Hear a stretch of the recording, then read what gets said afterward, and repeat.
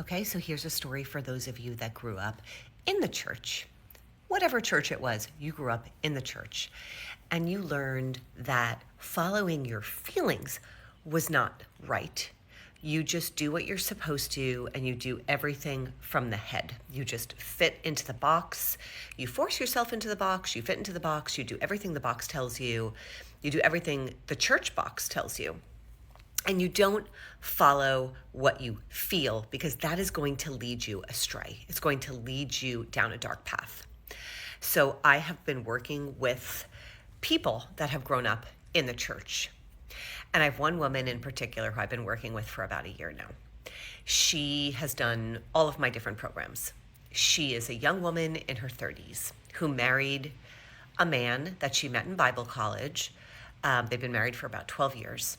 And they never had a deep desire for one another, but they were, they picked each other because they were good people, they were attractive people, and they could fill that box that the church had put them in and told them that they needed to live by quite nicely together. Never felt longing, never felt desire, just never really felt anything for one another other than appreciating each other as humans in the world. This woman realized she was gay about a year ago, or a little over a year ago, and reached out to me. She has gone through a process with her very supportive and kind and loving husband where they have consciously uncoupled. They have separated and they have divorced. And they are best friends. And as this woman has come into herself and come into her sexuality, and started to actually date somebody who she felt extremely drawn to in a way she didn't even know existed, he has also started to date.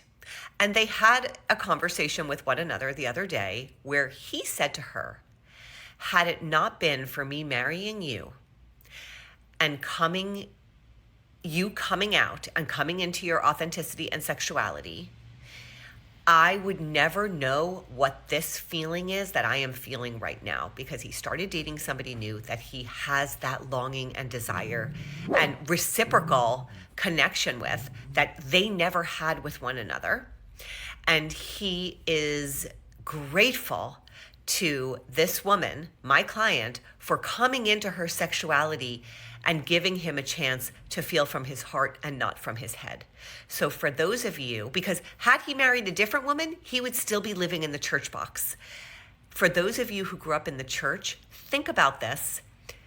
You coming out, which you think is shameful and guilt-ridden and you're hurting somebody, is actually giving your partner or your spouse a chance to live from his heart and to feel desire and longing in a way that he never could have had you not given him this chance.